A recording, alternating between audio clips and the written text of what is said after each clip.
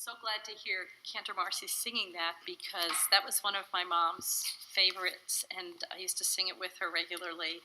And like Hannah Senish, my mother was, Hannah Senish was in Hungary, is that right? And then my mom actually was born in Romania, and then she was in Belgium during the war. And like Hannah Senish, she was a teenager. So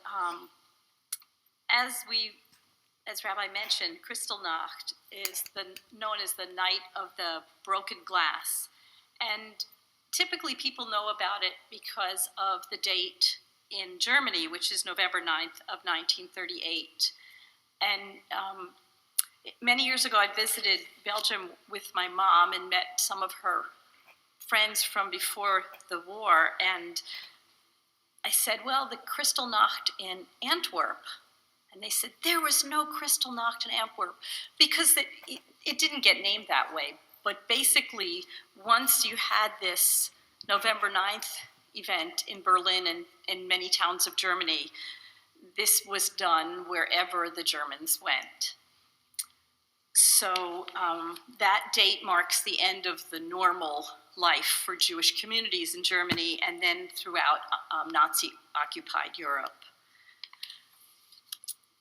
Over a period of more than a decade, I worked with my mom to write a book about her experiences. And I'm happy to say that although she's gone now, her book that I wrote with her is available both on Kindle and in paperback form. So if you want it, it's on Amazon. I'm reading a chapter which is about the Kristolnacht in Antwerp. My mom was about 17, and the war, the Germans had already, Antwerp, Belgium had surrendered already to Germany. And the date in Belgium was August 28th, 1942, and this is from chapter 3 of the book. Sabbath quiet had settled over our home, and together we tried to enjoy this peace during war. Even though my brother Heshi had been gone for 2 months, we were constantly thinking of him, and I missed hearing him sing the Kiddush blessing over the wine. I know Mama and Father were trying not to talk about how worried they were, but even after the war ended, Mama still looked for him and hoped for his return to us. My sister and brother, Clara and Illy, were reading by the light of the Sabbath candles halfway burnt down, and while I sang softly of Jerusalem. Suddenly, we were startled by loud noises from the street, and I jumped up from the piano and ran to the window. Father came to stand beside me. "Oh no, this is it," Father said. I saw Gestapo trucks flow down the street, their sirens howling at full volume. Soldiers jumped off the trucks, and many began to shoot their guns. I heard screaming, which seemed to come from all around us. "I want to see my mommy." "Don't kick her, she's pregnant." "Don't pull her by the hair, you'll hurt her." "I want my daddy." I heard the sound of glass breaking and saw soldiers and civilians throwing rocks at windows. Some of the voices I heard were my friends' voices or their parents' voices. I was overwhelmed by fear, and in my mind, over and over, thought, not on Shabbat, no, not on Shabbat. Like ants, Gestapo and Belgian soldiers marched all over, along with civilians, knocking at houses. How was your music? I saw soldiers drag people out of their houses. A group of soldiers went inside our shul, down the block, and minutes later they were throwing the Torah scrolls and other religious articles out onto the street. Others set these aflame, and soon fires were all around. After a while, someone set the shul itself on fire, and it burned to the ground. "Not the Torah," Father cried softly. "Oh, not here in Belgium. Adonai, wasn't Romania enough?" Tears were running down his face. I gulped. I had never seen Father cry. I wanted to comfort him despite the terror in my heart. I saw more soldiers, and they were marching our neighbors and other people to trucks. I saw flames against the dark night, and my body shook. "It's not a time for crying," Mama said. "We have to see what's going on."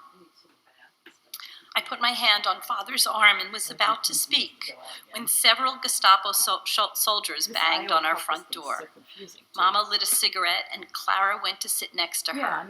At the table, Illy closed his book and hid Father's silver Kiddush cup. "Open up the door now," the soldiers shouted. "We'll break it down if we have to."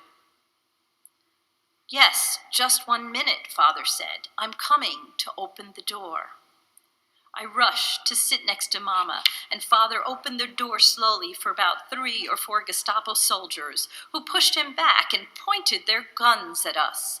They spread themselves around the room, looking at everything and everyone.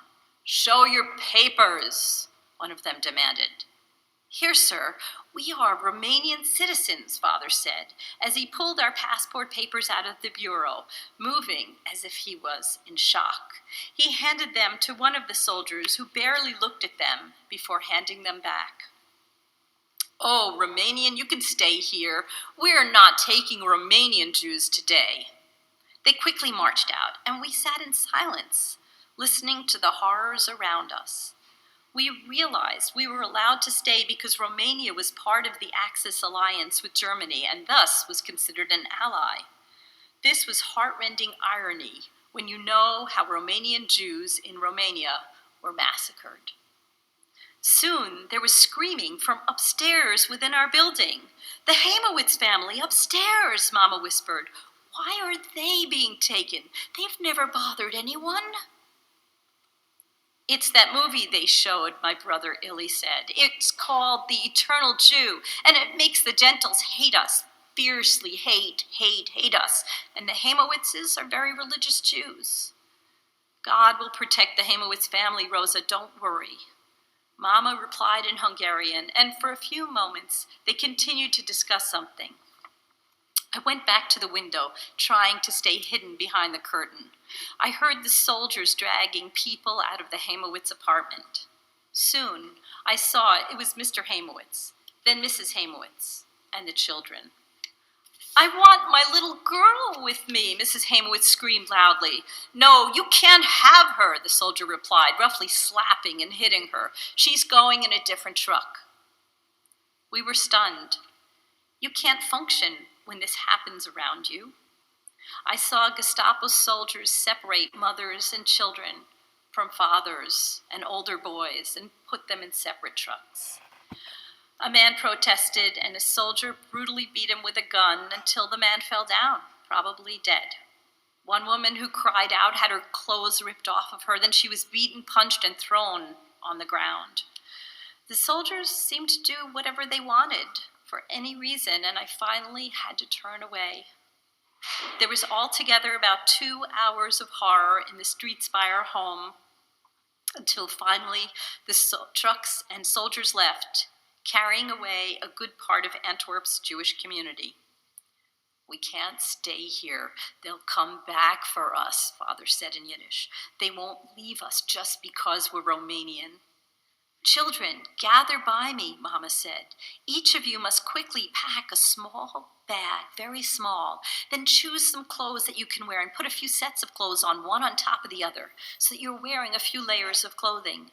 You may also each choose and pack one special memento that you cherish and can't bear to leave behind. Now hurry." As Clara and I packed in our room, I thought I heard a noise. "Do you hear something, like a baby crying?" I asked. "I think I hear something," Clara said. She was afraid, and I could see her holding back tears. She sat on the bed and put her head in her hands. "I'm going to ask Mama something," I said, and ran from the room. Mama told me to be very careful, so I tiptoed cautiously up the inner stairs to the Hamowitz apartment. She followed behind me, and we found the apartment door hanging open. I heard a muffled, whimpering noise and peered around the room, shining a candle.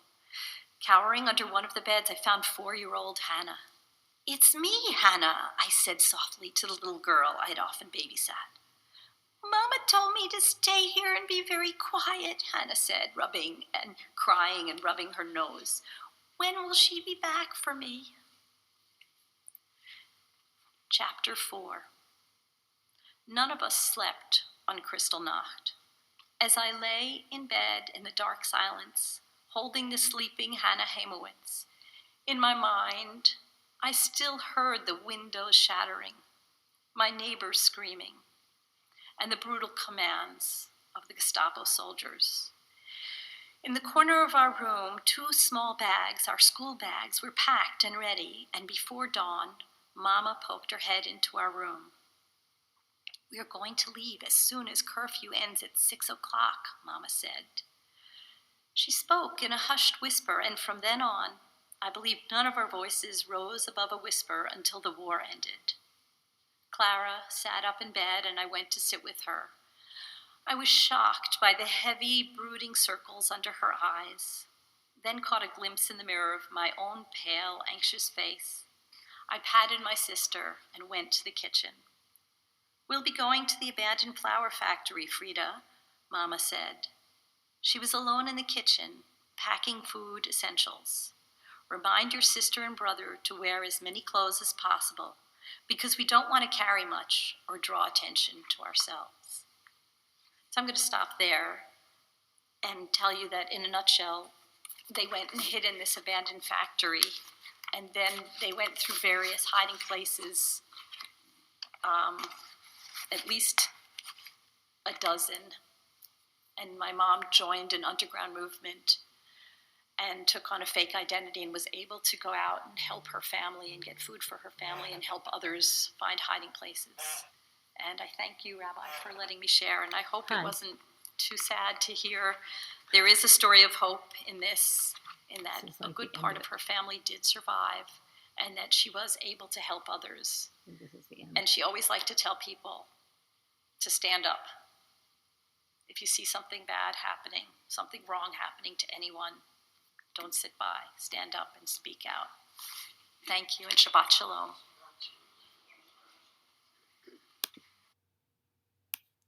Okay, let me see if I can stop the other thing. Hang on. Because that was the thing that was like really weird.